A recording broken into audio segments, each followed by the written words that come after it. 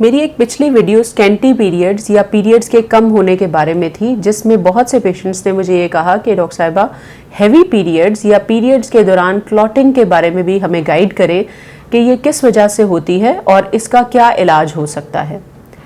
Periods की जो average duration है उसके बारे में मैंने आपको पहले भी गाइड किया था कि टोटल ड्यूरेशन 7 डेज होता है और इसके अंदर जो ब्लड फ्लो है वो हर खातून में वेरी करता है, यानी किसी खातून के लिए एक फ्लो एवरेज होगा और किसी के लिए बहुत कम फ्लो भी नॉर्मल कंसिडर किया जा सकता है।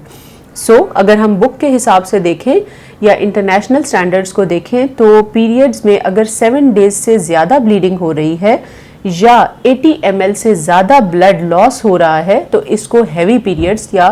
पीरियड्स के दौरान हैवी ब्लीडिंग कंसिडर किया जाता है। अब आप खुद भी सोच रहे होंगे कि 80 ml को किस तरह से क्वांटिफाई किया जा सकता है, तो ये क्वांटिफाई करना या उसको नापना बहुत मुश्किल है। यही वजह है कि जब भी हम हिस्ट्री लेते हैं अपने पेशेंट से तो उनसे पूछते हैं कि जितने पैड्स आप प्रीवियसली यूज़ कर रही थी अब क्या आपको उनसे ज़्यादा यूज़ करने पड़ते हैं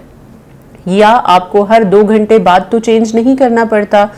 इसके अलावा आपके जो बेडिंग है या आपके क्लोथ्स हैं वो बार बार चेंज तो नहीं करने पड़ रहे स्वेलिंग की वजह से, या आपको खून के क्लॉट्स तो नहीं बन के आ रहे। ये सब चीज़ें इंडिकेट करती हैं कि आपका ब्लड लॉस ज़्यादा हो रहा है।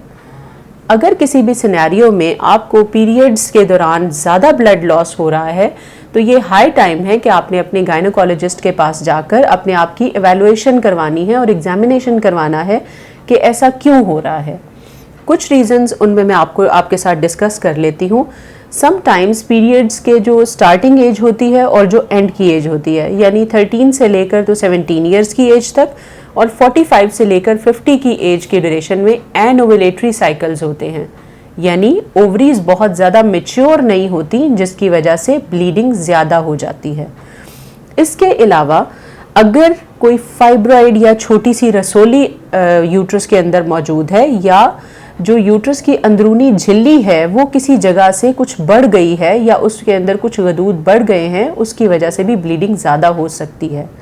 अगर आप कोई ऐसी मेडिकेशन ले रही है जो कि खून को पतला करती हैं, कुछ पेशेंट्स होते हैं जो कि अपने डिफरेंट प्रॉब्लम्स की वजह से डिफरेंट मेडिकेशन ले रहे होते हैं, बाज़ औक़ात इन मेडिसिन्स की वजह से भी ब्लीडिंग ज़्यादा हो सकती है। इसके अलावा अगर आपने कॉन्ट्रसेप्शन के लिए कोई डिवाइस रखवाई हुई है, फॉर एग्जांपल अगर आपने कॉपर टी रखवाई हुई है तो इन केसेस में भी ब्लीडिंग ज़्यादा होने का इम्कान होता है।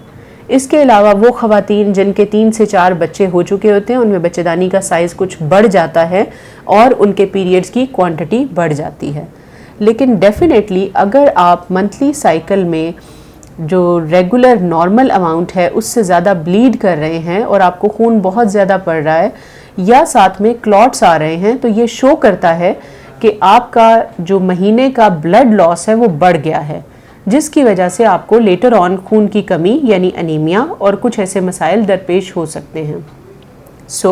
इस सेशन को करने का मकसद आपको जस्ट ये बताना था कि अगर आपके पीरियड्स प्रीवियसली तो ठीक आ रहे थे लेकिन अब आपको लगता है कि ब्लीडिंग हैवी हो गई है, आपको बार बार चेंज करना पड़ता है, आप हर वक्त थकावट या कमज़ोरी फील करते हैं या चिड़चिड़ापन फील करते हैं, सांस फूल जाता है, ये शो करता है कि आपको हैवी ब्लीडिंग की वजह से अनीमिया या दीगर मसाइल स्टार्ट हो रहे हैं। आपने अपने गायनोकोलॉजिस्ट के पास जाना है, अपने आप को एवेलुएट करवाना है, वो आपका एग्जामिनेशन करेंगी, आपका स्कैन करेंगी और आपको कुछ ट्रीटमेंट एडवाइस करेंगी ताकि आपकी सेहत बरकरार रह सके। मैं उम्मीद करती हूँ कि हैवी ब्लीडिंग के बारे में ये सेशन बहुत हेल्पफुल साबित होगा। Thank you very much.